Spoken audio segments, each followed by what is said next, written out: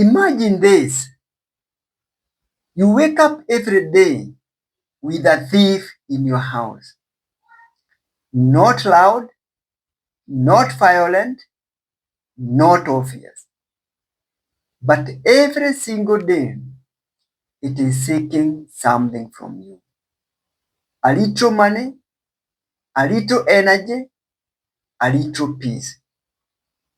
You don't notice at first until one day you check your bank account and something is missing.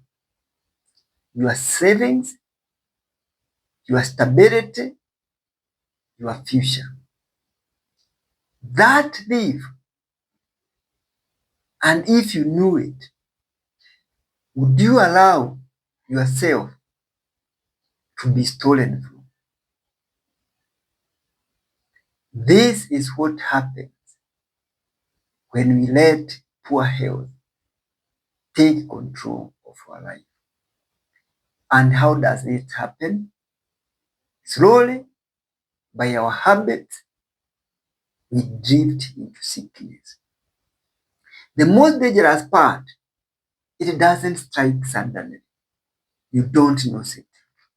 It creeps in. You start with some fatigue that you ignore, blood pressure issues that you postpone, pain that you think you can push through, and until one day it costs you everything. It has taken over your house. It has taken over your account. Today, I'm going to share with you something that most people never connect. How your health is quietly controlling your finances. And by the end of it, you never look at your health and your finances the same way. Hi, I'm Dr. Joshua Nderitu, a family physician. I have interest in public health, cancer prevention and treatment, and lifestyle medicine. Here, we break complex science into simple actions that you can use today. Because what makes a difference in your life is the actions. Let's start with the obvious damage. The medical bills. One illness, one admission, one emergency, and that's all it takes. Then, globally, even more systems without good medical coverage. People are pushed into debt not because they are irresponsible, but because they got sick. Data shows that many people carry medical debts, draining their savings, selling assets, and being left with nothing. Taking loans to survive. And here is the painful truth. Even people who are working, even people who are earning a living, they still fall into this trap. Poor health does not ask for permission. It just shows up. And when it does, it changes and charges heavily. The compound effect of ill health. This is where things get very dangerous. It does not stop at one illness. I've seen many of my clients. You start with hypertension. A few years down the line, it is diabetes and hypertension. A few years down the line, it is heart failure. A few years down the line, kidney failure. Something along the way, a stroke might hit. or your leg might get amputated. One condition becomes two, two become three, and suddenly you are not just managing health, you are managing the financial pressure. Research has shown the more chronic conditions you have, the higher the risk of financial collapse. And I've seen this play life in many people's lives.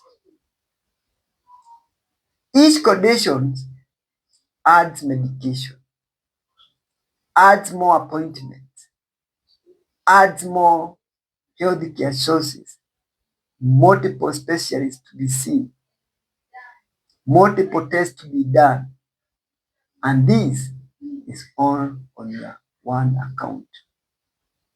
You add the appointment, you add the cost, you reduce your ability to earn, because most of the times you are spending your time in the hospital. The complications are overwhelming. I've seen it live among patients. Today, you are seeing the cardiologist for a heart complication. You need to see a diabetologist to control your blood sugar. Along the way, you have gotten arthritis, so you need to see the orthopedic surgeon.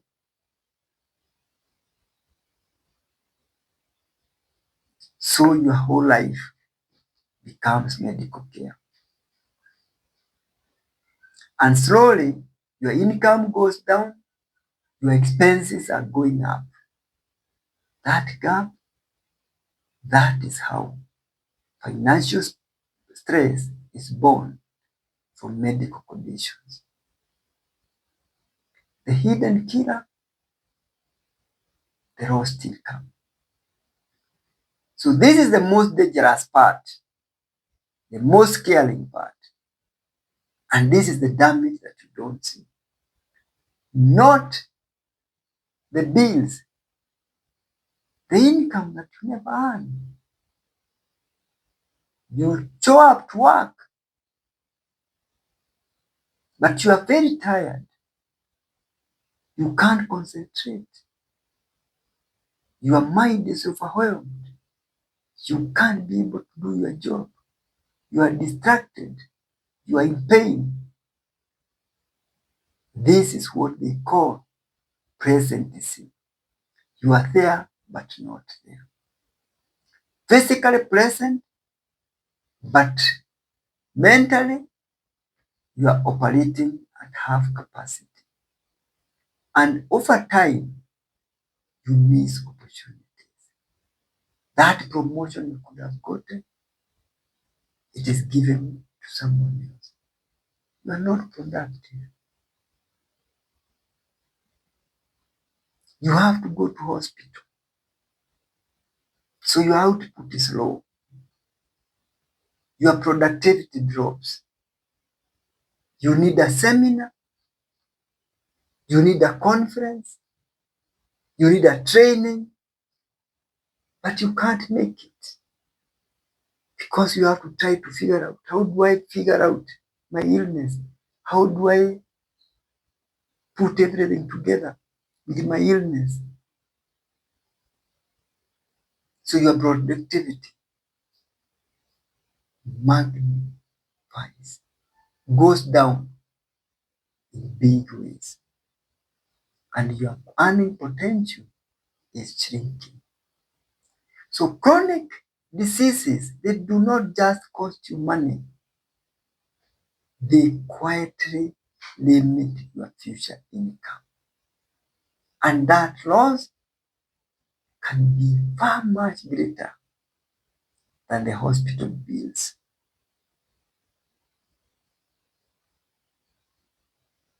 Let's look at how this trap works. Poor health lead to medical costs. Medical costs lead to financial stress. Financial stress lead to skipped care. And when you skip your care, your health worsens. and the cycle continues, and that is how illness sustains itself, poverty comes in, and over again, families start choosing medicine or food, treatment or rent. And this does not only affect your money, it affects your mental health, it affects your relationship, it affects your peace of mind, it affects your life expectancy. Poor health becomes a life system problem.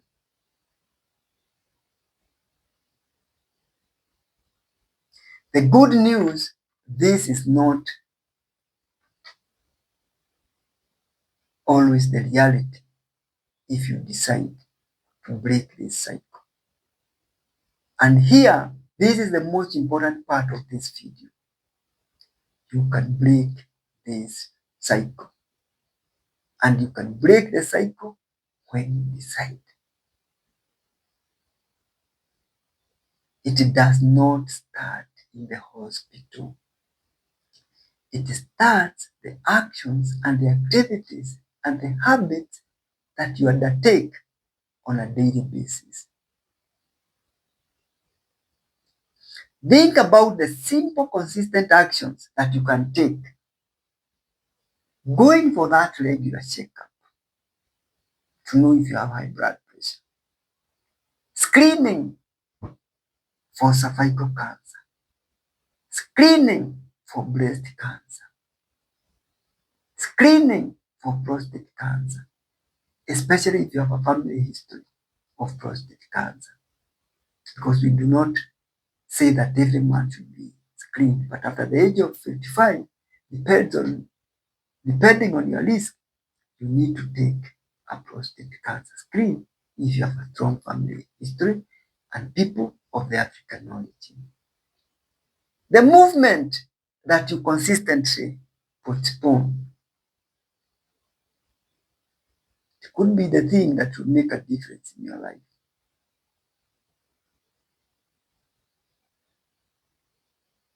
The snacks you find that you keep taking, the stress that you accept to overwhelm you.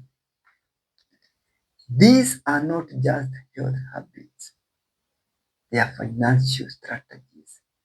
When you decide to take that walk, to eat that healthy meal, to guard your sleep, like your health depends on it, because it does, preventing diseases is far much cheaper than treating it. And the easiest disease to treat, the one that never happens. And the good news, 80% of the lifestyle diseases can be prevented.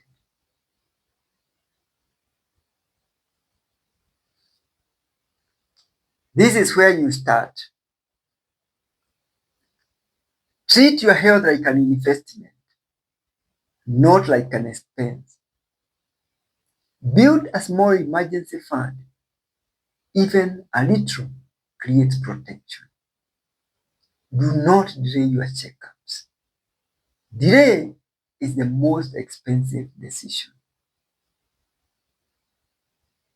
Sometimes you say you are busy, but that delay or that missing could cost you the money that you are looking for. Protect your energy by eating healthy, sleeping adequately, keep moving. Exercise is health. Your income depends on it. Don't ignore it. Don't delay.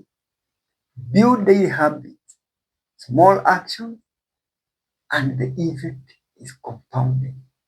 They have long-term, massive effects. The choice is yours. We lie to ourselves, I'll start tomorrow. Your tomorrow might be that wake-up call that you get. from a complication. It could be a heart attack. It could be a stroke. It could be heart failure. Who knows? Poor health does not just damage your body. It attacks your financial freedom silently, quietly, unnoticed. And here is the good news. You can take control. Starting today. Because when you protect your health, you protect your future. You protect your family. You protect your wealth. So, what is one habit that is going to build your health that you are going to start today? Answer this to yourself. Drop in the comments. And if this video has opened your eyes, share it with someone who needs it. Because we all need to hear this. One decision today can change everything, and it can change your health. If you are feeling stuck, join the Health Insight 360 program. Here, I'll guide you personally to get your nutrition in the right direction, change how you look at health, and start a new year. It is personalized care that will change the first the chronic condition that you could be having. And it starts the moment you decide. Thank you for watching. I see you in the next video.